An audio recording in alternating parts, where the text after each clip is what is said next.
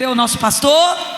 Seja bem-vindo, em nome de Jesus. Graças a Deus, irmãos.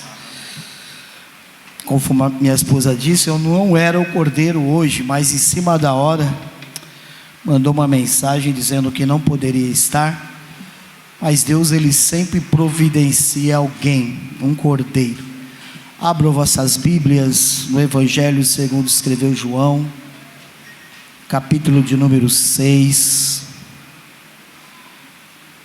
apenas o versículo de número 35. Evangelho de João, capítulo 6, versículo 35, que diz assim: E Jesus lhe disse: Eu sou o pão da vida. Aquele que vem a mim não terá fome, e quem crê em mim nunca terá sede. Senhor meu Deus, diante de Ti estamos nessa noite, ó Pai, mediante a tudo aquilo que já foi falado, louvado, cantado, testemunhado. Eu sei que o Teu Espírito já está falando nos corações, mas eu quero Te pedir mais uma vez nessa noite que a Tua bondade, a Tua misericórdia venha falar conosco, que possamos entender e compreender a Tua palavra e a Tua vontade neste dia, para louvor e para a glória do Teu nome. Assim nós Te agradecemos e louvamos, em nome de Jesus, amém. Pode se assentar.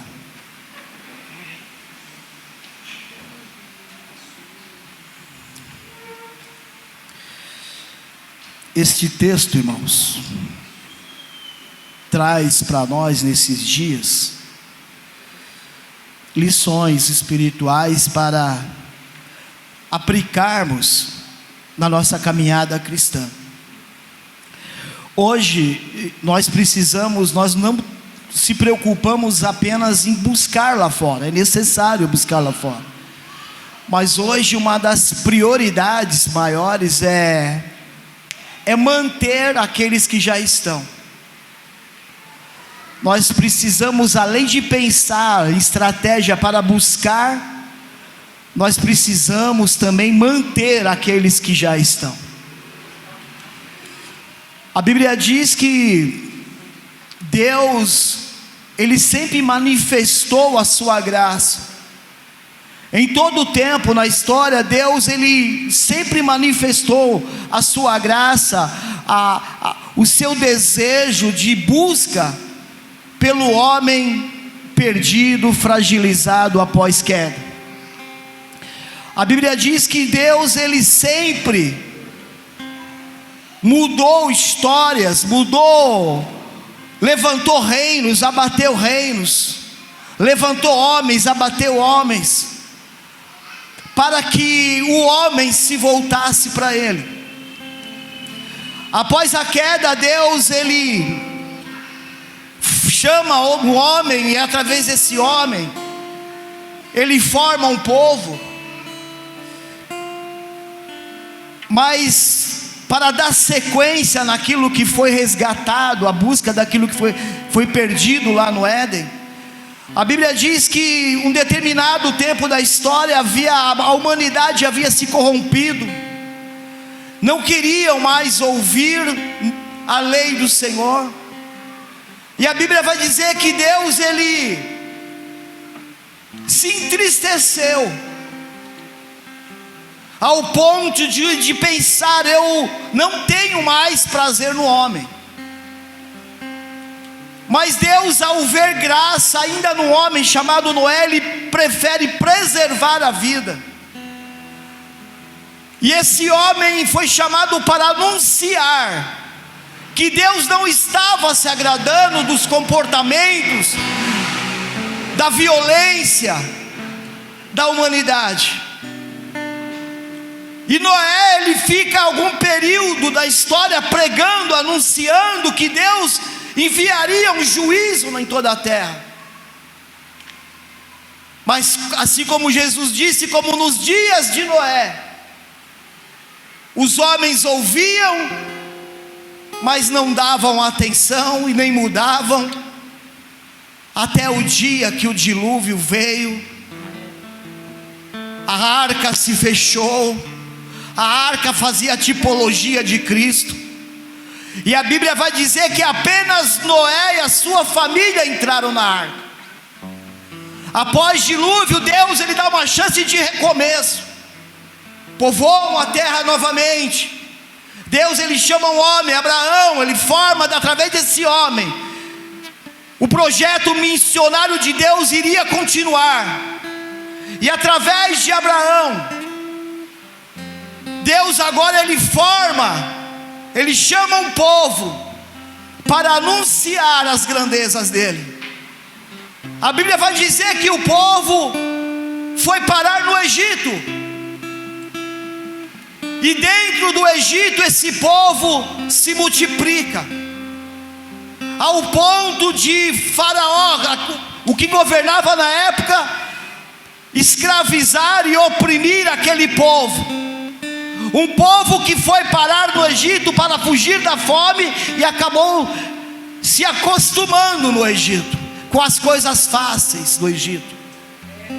E o povo se multiplica e começa a incomodar a outra dinastia de Faraó. Mas Deus, mais uma vez, ele providencia um libertador, um salvador. Deus agora ele chama Moisés para ser o libertador do seu povo. E a Bíblia diz que Moisés, fazendo um tipo de Cristo, com as mãos fortes de Deus, ele liberta o povo do Egito, e lhe faz promessas, dá leis aos homens, para conduzir a uma terra que manava leite e mel. A Bíblia vai dizer que o tempo da lei, o homem não obedece também a Deus. Primeiro vem o cativeiro assírio, que leva o reino do norte, Israel mais 9 tribos. O reino do sul Deus preserva, Judá, Jerusalém, aonde viria o berço do Messias.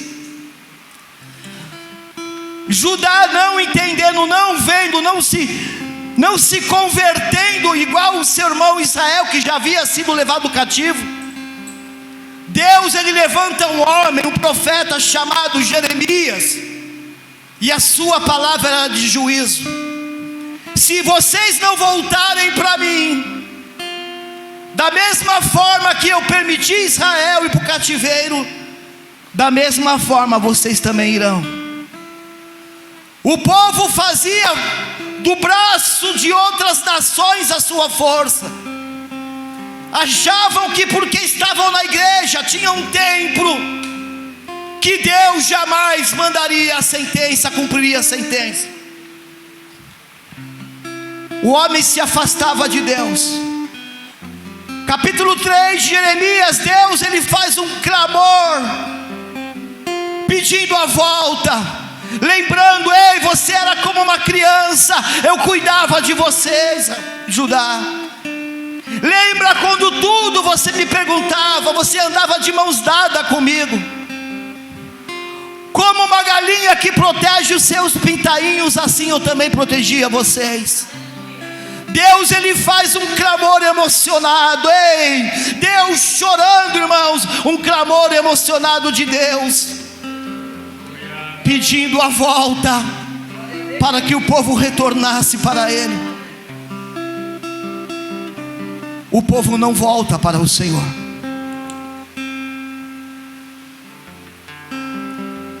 A palavra de Jeremias, que era uma sentença contra o povo de Deus, se cumpre. É por isso que Lamentações de Jeremias, ele, após a invasão agora dos babilônicos em Jerusalém, destruíram o templo, levaram todos os utensílios da casa do Senhor. E Jeremias ele senta numa escada e começa a se lamentar e a chorar, porque tudo aquilo que o Senhor tinha falado que iria fazer, Ele fez. O cativeiro veio, e Deus havia determinado que seria 70 anos de cativeiro. Mais uma vez, mas dentro do cativeiro a gente vê a graça de Deus. Jeremias escreve uma carta endereçada àqueles que foram levados, deportados para a Babilônia. Ele escreve uma carta dizendo: olha, esse lugar aonde eu deportei vocês, fui eu que mandei, fui eu que permiti. Mas nesse lugar a qual eu enviei vocês, vocês vão casar, vão dar seus filhos em casamento, vocês vão buscar a paz, para que haja paz no meio de vocês. Deus, ele levanta Daniel para profetizar na corte da elite. Deus, ele levanta Ezequiel para profetizar na beira do rio Quedar, aonde existia um povo mais simples, que habitavam em tendas, porque Deus não queria que o seu povo, mesmo em cativeiro, esquecesse a sua lei. Mesmo em cativeiro, Deus ainda se preocupava com o povo. O cativeiro acaba, após os 70 anos eles voltam para Jerusalém. Aí começa uma sucessão de profetas, os profetas pós-exílio, Ageu, Zacarias e Malaquias, para que o povo reconstruísse o templo, se voltasse ao Senhor. Ageu, ele vai falar da construção do templo, volte a construir o templo, porque o povo estava dando prioridade às suas coisas, esquecendo da casa do Senhor, o lugar aonde Deus manifestava a sua presença. Deus, ele depois levanta Zacarias dizendo que a vinda do Senhor viria. E depois Deus levanta Malaquias dizendo que a religião se corromperia. Entre Malaquias e Mateus há um período de 430 anos, aonde Deus não levanta nenhum profeta para falar com o seu povo.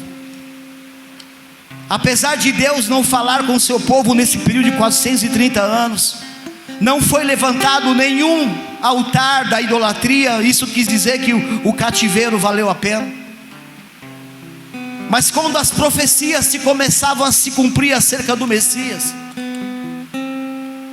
João Batista, o último profeta, aquele a qual o profeta Isaías profetizou que viria que prepararia o caminho do Senhor. Jesus nasce de uma forma sobrenatural.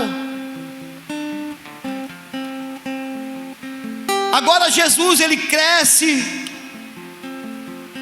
a sua fama começa a manifestar-se em toda a Palestina. Aí Jesus, desse texto que nós lemos, a primeira da declaração dele das 7, que somente temos no Evangelho de João, onde ele diz: eu sou o pão da vida. Jesus, ele vem no período das piores decadências espirituais, opressão romana, a religião corrompida, assim como disse Malaquias. E Jesus, ele vem num período de escassez, aonde aqueles que tinham o ofício de revelar o coração de Deus havia fracassado. Mas a promessa do Messias agora era o tempo, o silêncio havia se rompido. Jesus, ele começa a pregar, a ensinar, a curar, a libertar. E o povo não cria em Jesus. Jesus, ele acabara, no versículo 5 de João, acabara de fazer uma multiplicação, um sinal. Eles deveriam reconhecer os sinais que Jesus faria, porque todo o Velho Testamento apontava para esse momento. Quando Jesus, ele multiplica com 5 pãezinhos e 2 peixinhos, ele alimenta uma multidão. Eles deveriam fazer uma associação daquilo que foi em Êxodo 16, aonde Jesus, ele alimenta o povo através do maná que vinha do céu. Jesus ele fazia sinais, operava milagres. E o povo vai perguntar para Jesus: o que operas tu? Eita. O que operas tu para que a gente creia em ti? O meu pai Moisés, o nosso pai, me deu maná do céu. E você, o que você faz? Qual é o sinal que o Senhor opera?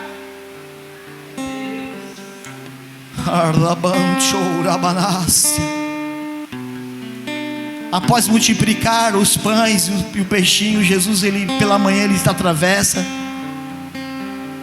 do outro lado do rio. A multidão, vendo que Jesus não estava mais, eles vão atrás de Jesus. Chegando do outro lado, eles perguntam: onde o Senhor estava? Jesus, ele no versículo 26, ele dá uma resposta dura, porque eles estavam associando Jesus com Moisés, mas no interesse de alimento do pão que perece. Jesus responde e disse: na verdade eu te digo a vocês, que vocês estão me buscando, não pelos sinais que vistes. Na verdade vos digo que vocês estão me buscando, porque comeste do pão e saciaste a vida de vocês. Que Jesus está dizendo? Jesus está dizendo: vocês estão me buscando, não porque vocês entenderam o sinal, porque aquele pão que desceu do céu, que alimentou, não foi Moisés, mas sim o meu Pai que mandou e enviou. Aquele pão fazia a tipologia de mim. Por isso eu digo: eu sou o pão da vida. Jesus está falando não de um alimento sólido, mas sim de um alimento espiritual. E Jesus disse: os seus pais comeram aquele alimento e voltaram a ter fome, mas o alimento que eu tenho para dar para vocês é para alimentar a vossa alma e matar a vossa sede. Aleluia.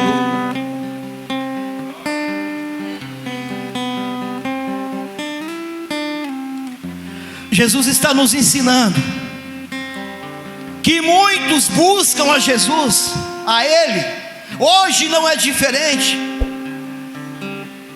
por motivações erradas. Muitos buscam Jesus por causa de uma cura de uma doença. Errado não, mas quando são curados esquecem Jesus. Muitos buscam Jesus por causa do sonho da casa própria. Muitos buscam Jesus para ter uma conta bancária gorda.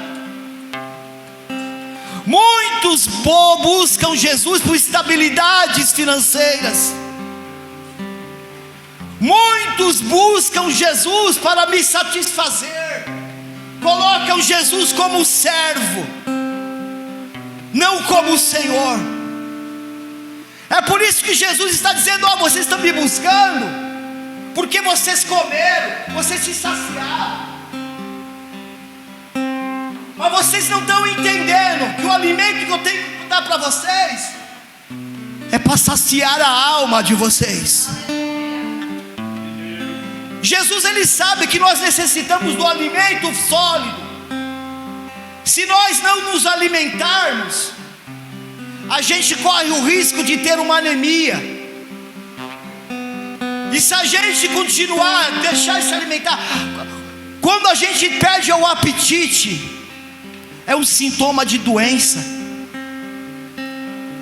Eu fiquei um período aqui sem me alimentar, não conseguia comer, passei dias sem comer.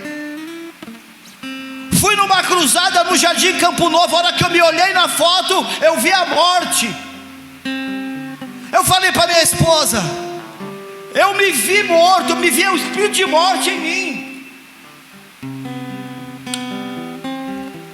Eu fui buscar ao Senhor, fui buscar socorro médico, precisei ser medicado. E agora eu estou comendo igual leão, eu estou ficando mais gordinho. Eu estou contente para falar para minha esposa: eu quero ficar gordinho. Eu prefiro eu gordinho do que do jeito que eu estava ali, ó, feio.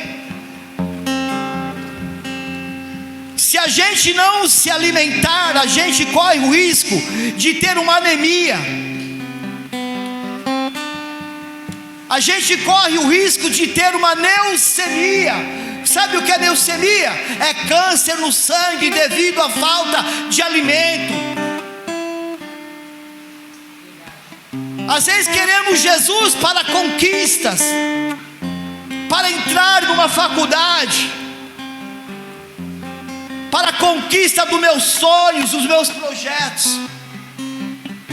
No versículo 27 ele vai dizer: trabalhai não pela comida que perece, mas pela comida que permanece, para que a vida eterna, a qual o Filho do Homem vos dará, porque a este o Pai, Deus o selou. A vida eterna. Os habitantes da Galileia, eles sabiam que era trabalhar de sol a sol. Eles eram trabalhadores. Eles sabiam que era trabalhar tanto para ganhar pouco, enquanto os seus senhores enriqueciam. E isso trazia insatisfação, trazia murmuração. E Jesus, ele sabendo disso,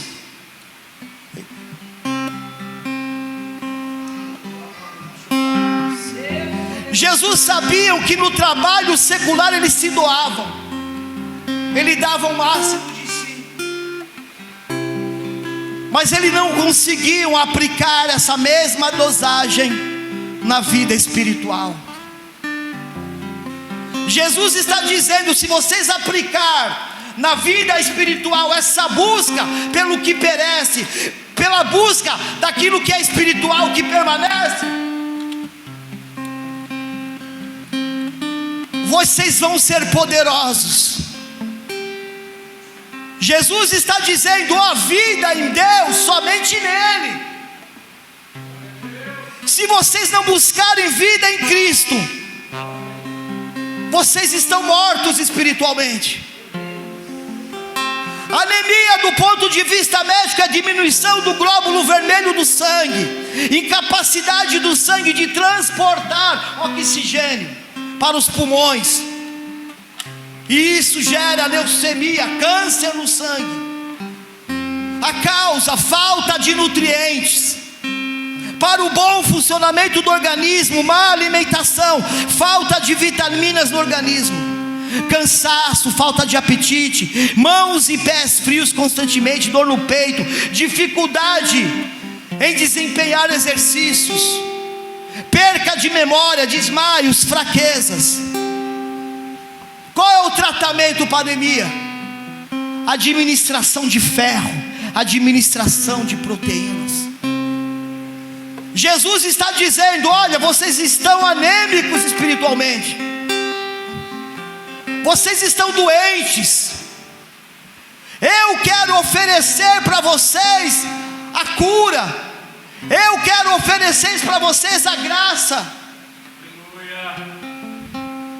Glória.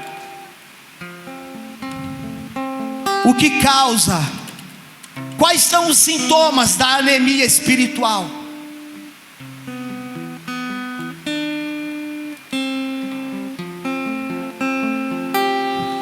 Quando estava perto do horário do culto, como estava seu coração? Com anseio de estar aqui? Ou dizendo: de novo culto? Eu tenho que ir de novo, eu tenho que ir porque eu preciso mostrar para o pastor que eu estou. Sabe o que é isso? Anemia espiritual. Não gosto de oração, não gosto de culto de ensino, não gosto de escola dominical. Sabe o que é isso? Anemia espiritual. São sintomas graves de anemia espiritual. Buscamos a Deus para resolver os nossos problemas. Se Deus não me der, não vou mais. Se Deus não fazer,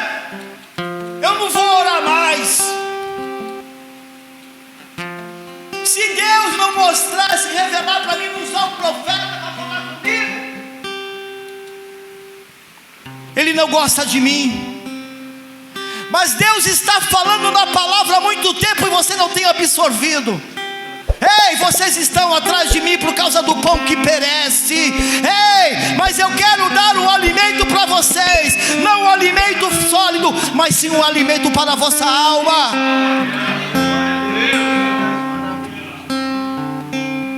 Alimentação inadequada se baseia em versículos bíblicos isolados que me justifica. Um doente espiritual, ele procura versículos bíblicos para justificar a sua fraqueza.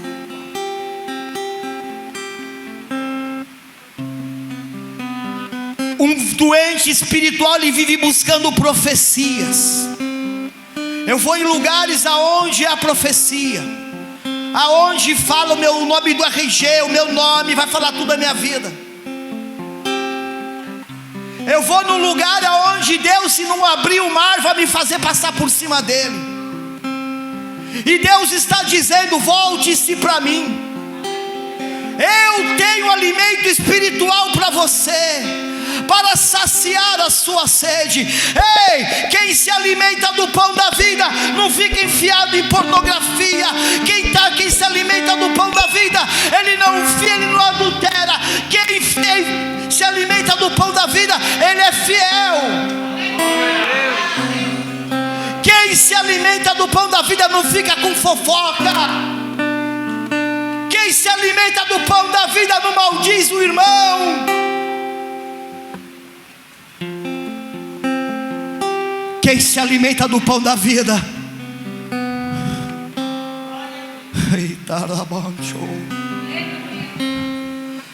como nós estamos influenciando aí fora? Que alimento nós temos para dar para o povo lá fora? Jesus primeiro, ele quer nos curar, para depois pensar em missões. Se nós não conseguimos pensar em missões culturais, como iremos pensar em missões transculturais? Se eu não consigo amar o meu irmão da esquerda, como eu vou pensar em missões? Missões começam dentro da minha casa. Missões começam na minha rua, no meu trabalho. Será que nós estamos influenciando pessoas de forma positiva? Que tipo de alimento nós estamos oferecendo? Aí me vem com essa conversa: tudo posso naquele que me fortalece. Você não entendeu o que Paulo queria dizer. Paulo está dizendo: porque eu como da palavra, do pão da vida. Eu já passei dificuldade, eu já passei bonança, eu já tive de tudo, já perdi tudo, mas tudo posso naquele que me fortalece. Porque o pão da vida, o alimento que eu comi, é ele que me sustenta. Ei, meu irmão, você pode não ter o melhor emprego, o melhor carro, a melhor casa, mas se você se alimenta do pão da vida, ei, você tem tudo.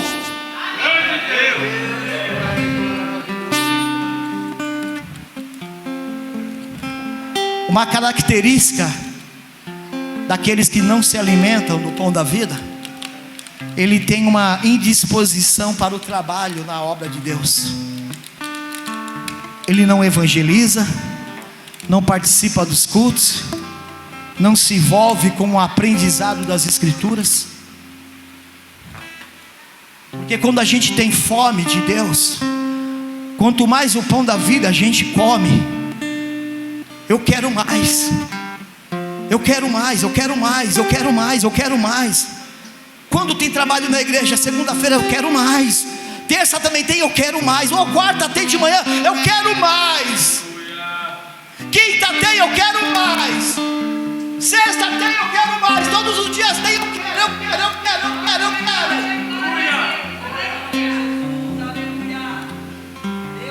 Sabe o que é isso? Quem tem fome do pão da vida,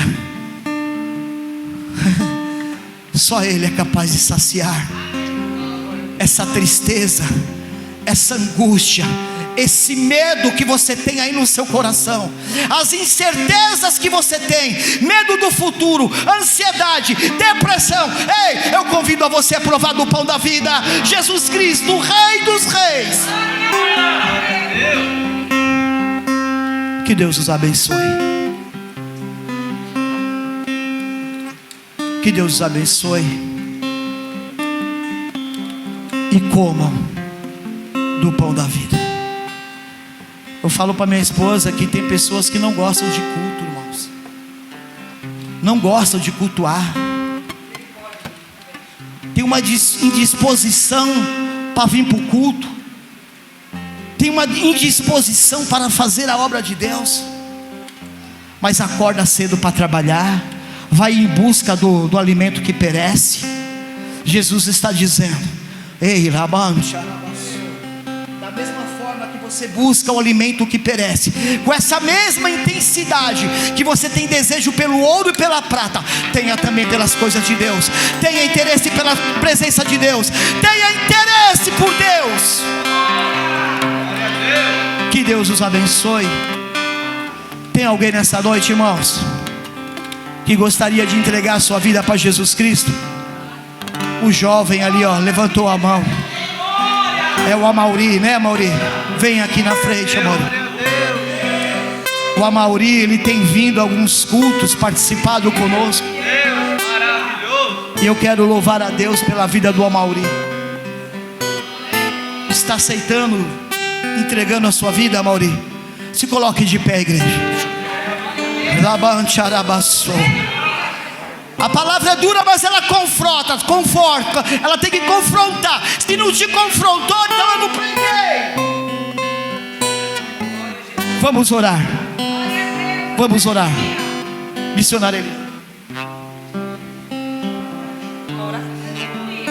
Glória a Deus. Vamos orar pela vida do Amauri. Senhor Deus e Pai, em nome de Jesus Cristo, Senhor, aí está o Amauri, Pai. Deus, nós queremos louvar pela vida dele, Senhor. Hoje ele está tomando essa decisão, aceitando o Senhor como Senhor e Salvador da sua alma. Senhor, nós queremos te pedir, Pai, escreve o nome dele no livro da vida. Espírito Santo, faz morada. Começa a trabalhar, Senhor, dentro do seu interior. Faz dele um instrumento nas tuas mãos, cheio do teu poder, cheio da tua unção, cheio da tua glória. Senhor, eu quero te pedir que o teu poder esteja sobre ele, guardando a entrada, aguardando a saída dele, Senhor. Que a semente não venha sair do seu coração, mas que o Senhor venha dar força, graça, para que ele continuar até a tua volta, Senhor. É assim que nós te pedimos, em nome de Jesus. Amém.